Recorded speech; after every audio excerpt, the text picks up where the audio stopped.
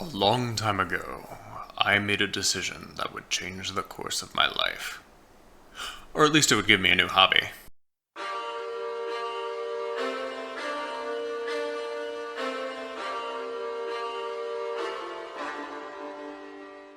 Alright, before we begin, and I'm gonna include some timestamps in the description, so if you want to skip this part, feel free.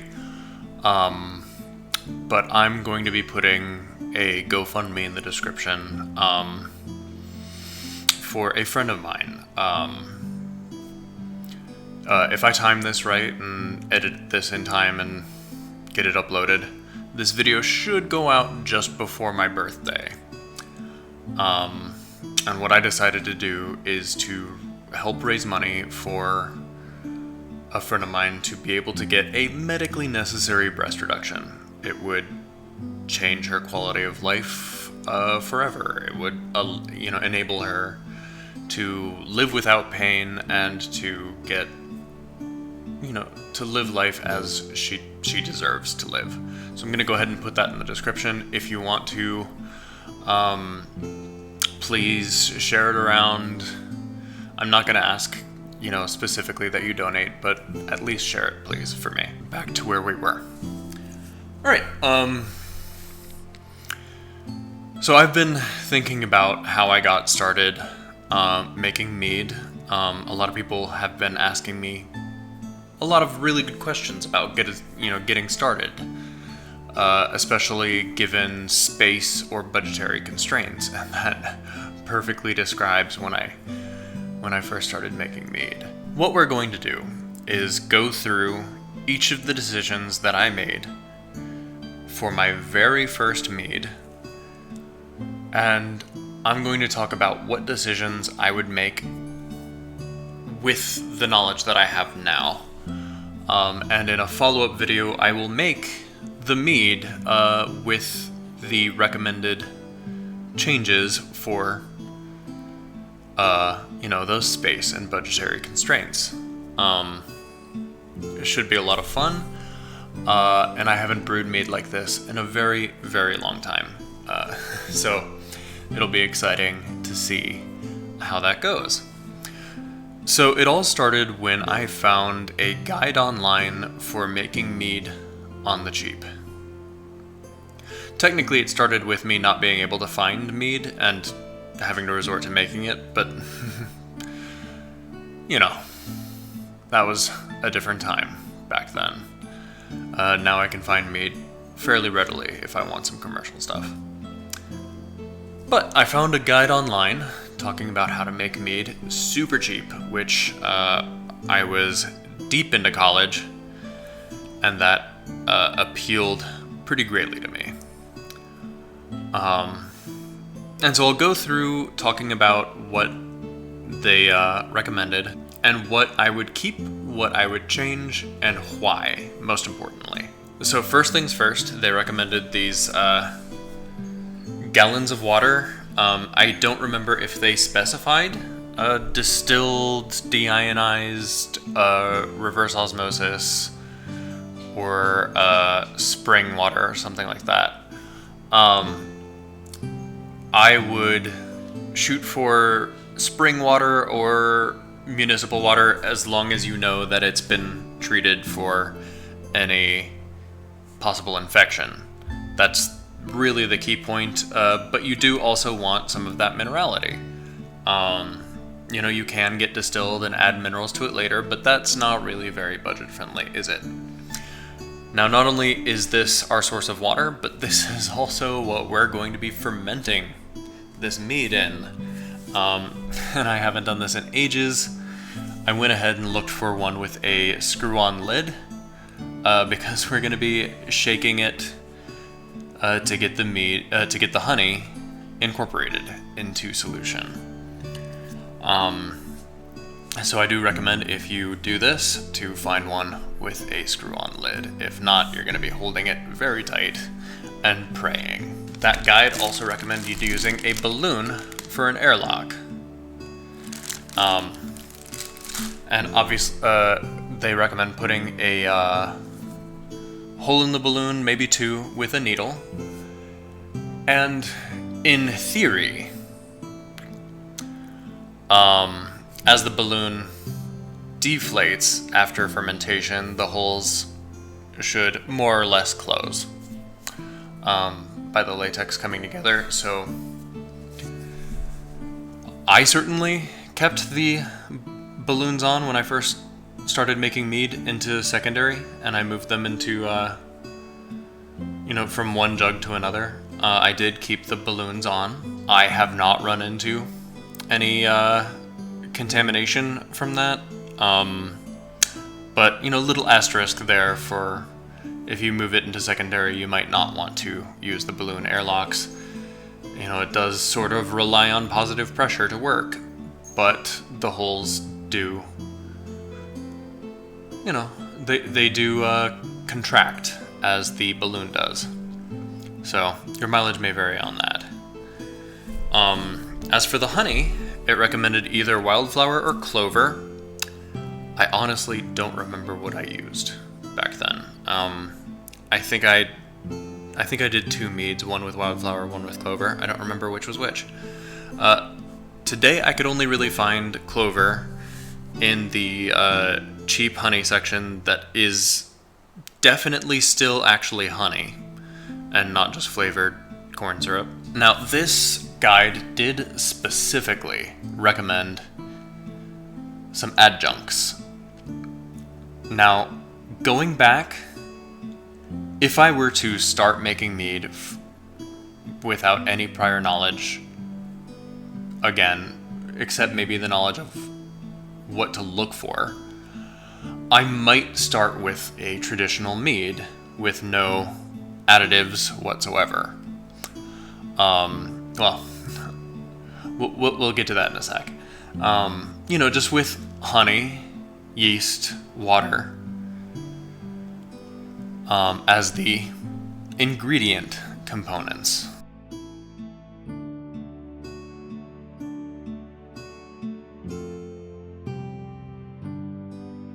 But since I am revisiting the very first mead that I made, I'm going to be closely-ish sticking to that, where I sliced up a single apple. I'm probably going to do 2 for this mead.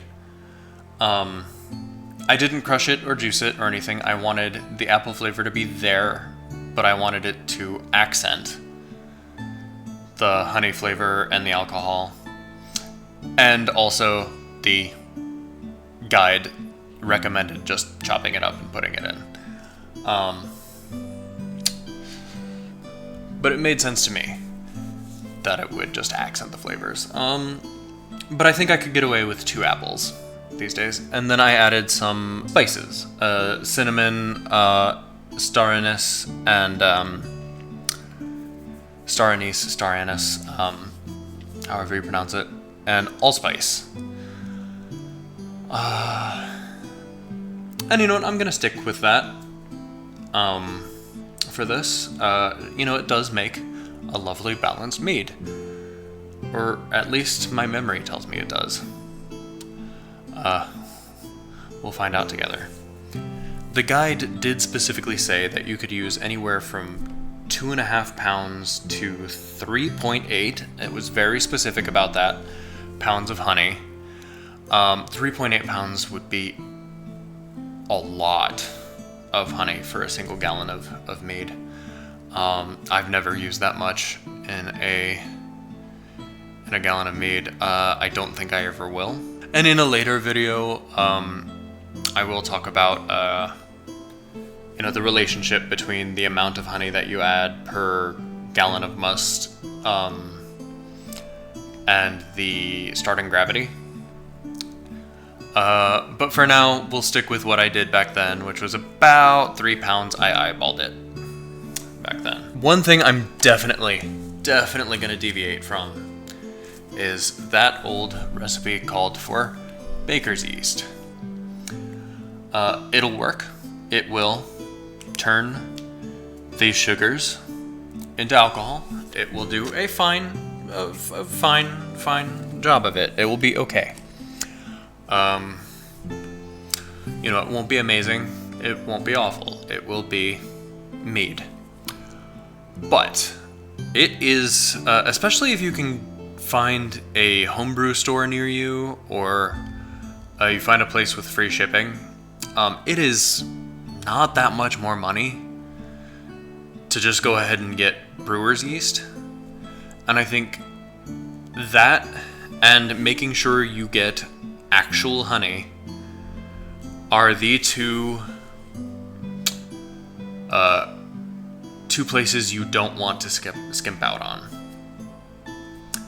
You can ferment in this plastic jug. You can use a balloon airlock. You can use an apple you find at Kroger, or two. But the greatest quality improvements will come by spending just a little bit more on honey and yeast. And actually, one of the reasons I'm not brewing this today is that the brewer's yeast that I got hasn't come in yet. There's not a homebrew store right by me, so I do have to order online. And now for the controversial bit.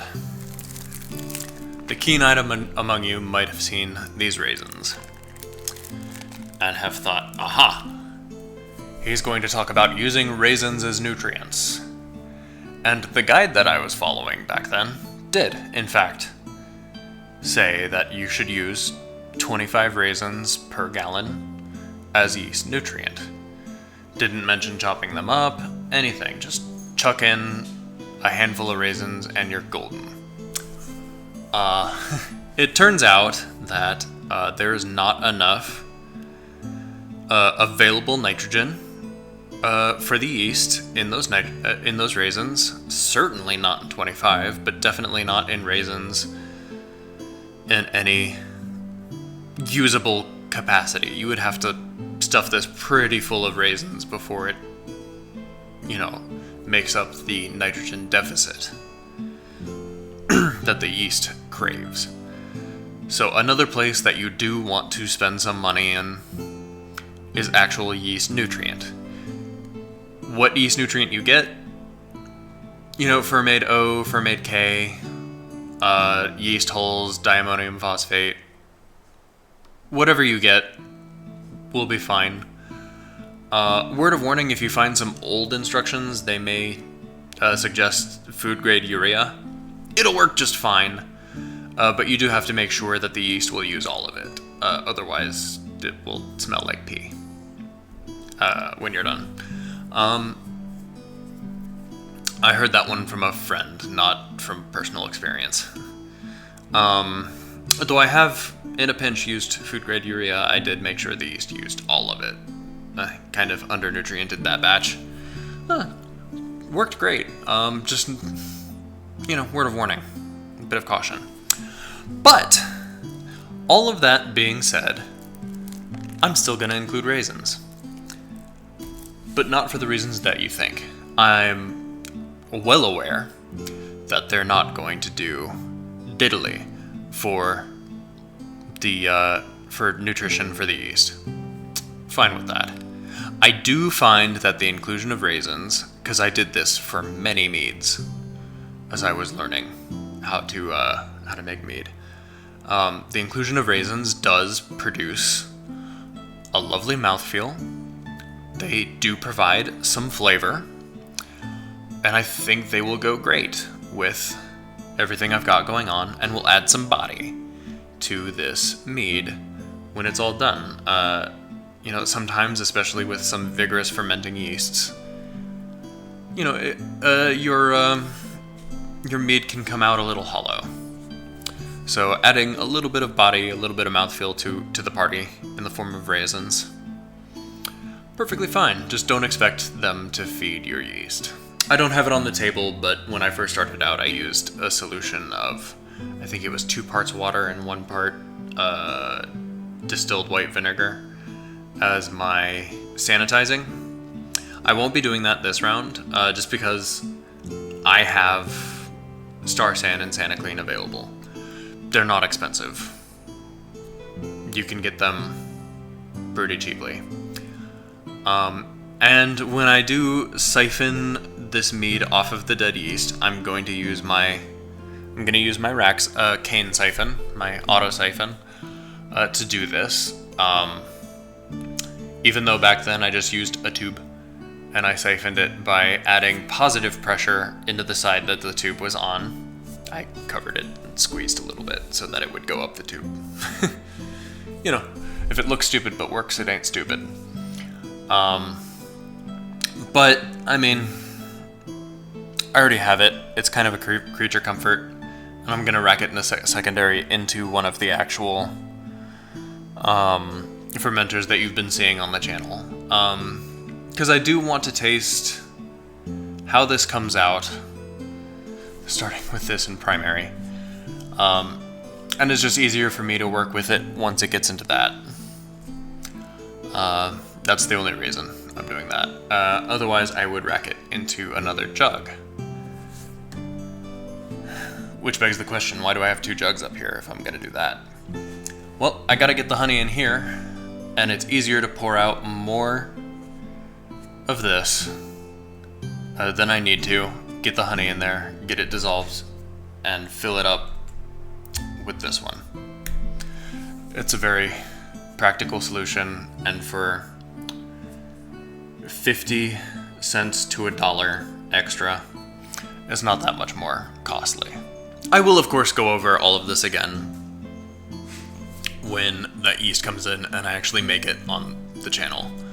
And, of course, I will document the whole process. You'll follow along just like any of my other meads.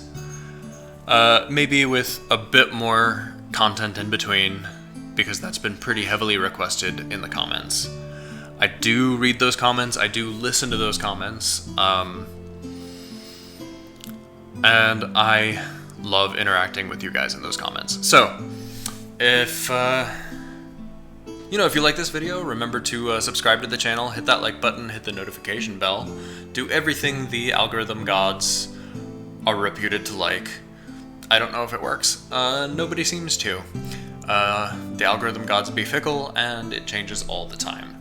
Now, and share these videos to your friends, or if somebody you know is looking into getting started in mead on a budget.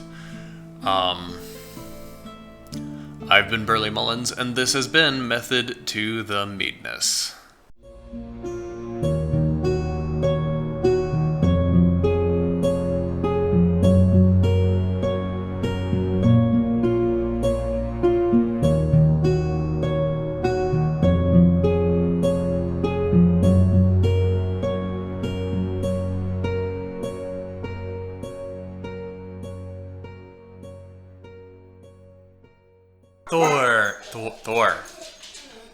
Thor. Silly boy.